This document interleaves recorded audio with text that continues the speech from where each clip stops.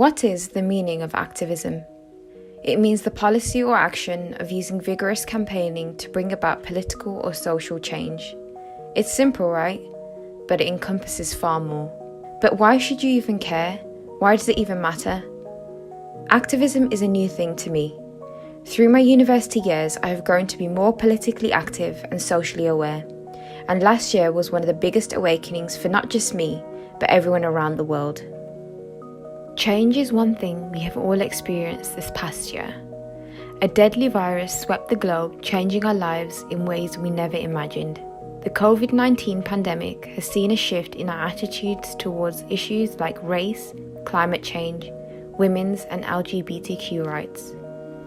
That we've had, a deadly pandemic, a deadly virus that's been sweeping the nation and killing a lot of people. And what that's brought out is the real existing entrenched inequalities in our society. With many of us at home following stay-at-home guidance, there's a reliance on digital tools for connection and communication, locally and globally. Social media has driven online dialogue, campaigns and awareness on issues from climate change activism to fighting racial injustice. In this series, I will be exploring how 2020 has pushed people into becoming activists, speaking to experts and advocates who have dedicated their time to creating change but have learnt to adapt to the new world we live in.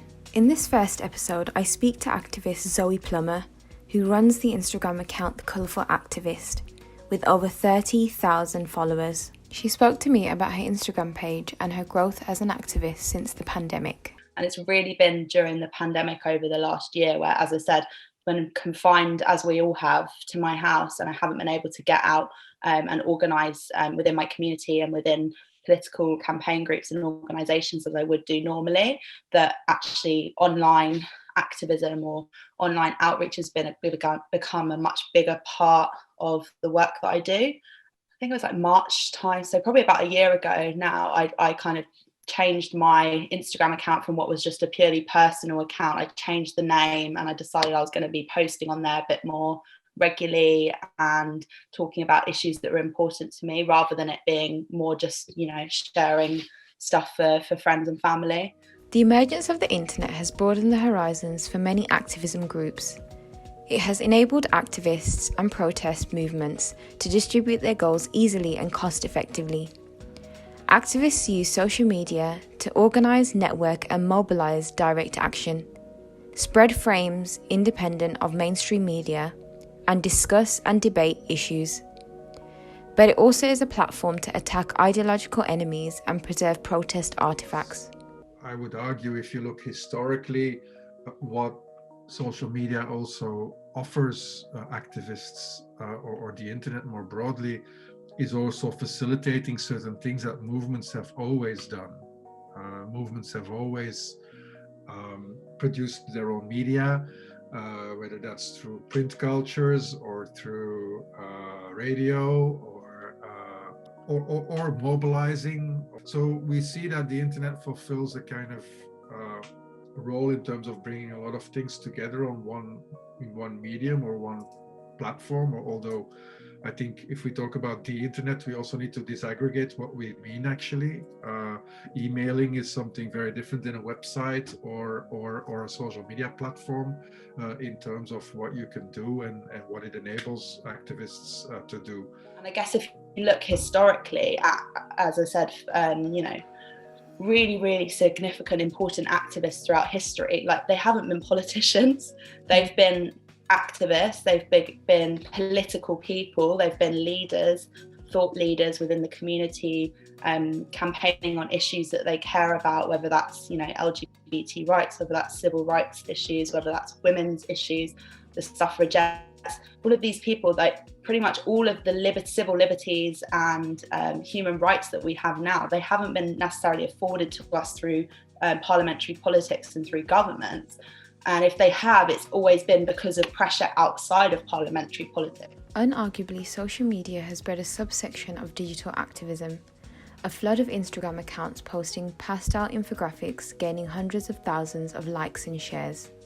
Although these visual resources are aimed to educate and create meaningful conversations about progressive movements, It's debated whether these methods are performative and a form of slacktivism. I think we should be more understanding of the different contexts that people are in terms of how they manifest themselves politically, or how they express themselves politically, and how they position themselves politically, and so for movements, not everybody needs to be at the demonstration march necessarily, although numbers matter. But if you have kind of more support and you are kind of starting to have an impact on public opinion through social media and through people sharing things and discussing and liking and increasing therefore trends, making things trend and things like that. So those things can also be productive for a movement and shouldn't be disregarded in a kind of dissing way as like slacktivism. Yeah, there's often a lot of kind of like, beating this down with these terms about slacktivism and like armchair warrior and all of this social justice warrior, all these types of phrases coming from the right wing. But they're just doing that to make themselves feel better about not doing anything at all. Because, it's not, there's an argument about the way that social media works and how you're essentially within an echo chamber and you're just talking to like-minded people again and again. And that is true to some degree. But also, if you change one person's mind, that's one person. And ultimately, as you grow a platform and you're able to have more reach and speak to more people, that number and that percentage is only going to increase. Throughout history, activism has been rooted in politics to achieve legal rights, such as the suffragettes to the civil rights movement in America. Our exposure to activism has been through political engagement such as voting, attending a campaign event, contacting an elected official, or canvassing and campaigning for a political group. This is how Zoe Plummer began her activism journey. I've definitely always been a very much like a left-wing person. I come from a family of like very staunch socialist people. But I think growing up and going through my kind of formative teenage years with the Tories coming into power after the last quite a long period of Labour government, that was very, very much influential in my life and really kind of highly politicised me. It's clear activism is not only about change and justice, but holding governments and higher powers to account, especially at a time when so many are vulnerable to COVID-19. So if we look like even during the last year, during the pandemic, pretty much all of the quote unquote good decisions that the government have taken haven't been because they've just got a sudden bout of like benevolence or like they suddenly feel sorry for people and they're like being kind and generous. It's because they've had severe public pressure to do the right thing. Like there are some really good principled Labour MPs like Zara Sultana and others who are doing a fantastic job, but ultimately they are a minority and we can't rely on a couple of people to do stuff. We need, the way we win, and historically the way rights and civil liberties have been won, is when people come together in solidarity with each other